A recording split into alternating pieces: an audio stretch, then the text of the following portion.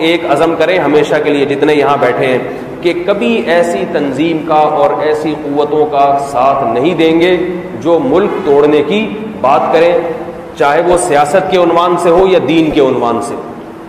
اور دوسری بات کیا ہے کہ ہمارے ملک کی جو دنیا میں جو سب سے بڑی برائی سمجھی جاتی ہے، ظاہر ہے ملک کی نہیں ہے، وہ تو ایک قصور ہے لوگوں کا کہ وہ نمائندگی صحیح نہیں کرتے، وہ کیا ہے؟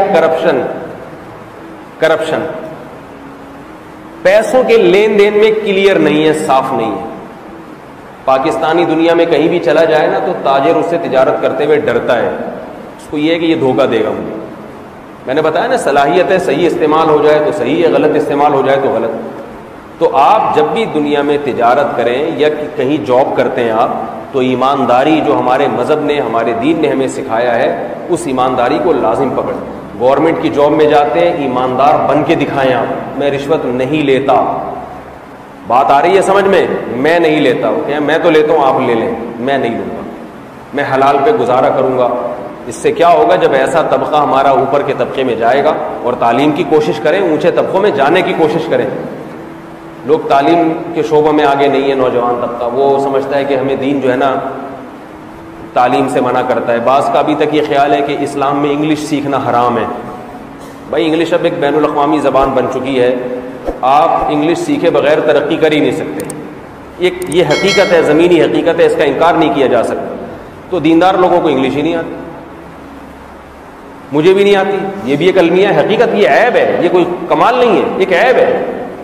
تو ہمیں تو موقع نہیں ملا نا سیکھنے کا، ہم تو علم دین میں اتنے مشغول رہے ہیں، آپ کی تو ابھی بچے ہیں آپ لوگ، ہمیں تو سمجھ بہت 18 سال میں تو ہمیں خیال آیا تھا علم دین سیکھنے کا، بڑے ہو گئے تھے اتنے، اور اس کے بعد بھی بہت دماغ لگتا ہے انسان کو سیکھنے میں، کچھ سمجھنے میں۔ اب جو ہم تجربے کی اور سیکھی ہوئی باتیں ہیں وہ آپ کو بتا رہے ہیں۔ انگلش کو پھر محنت کریں اور اردو بھی اچھی کریں اپنی، کیونکہ انگلش سیکھنے سے آپ بہت زیادہ ایڈوانس ہو جائیں گے اگر آپ کو اردو نہیں آتی ہوگی۔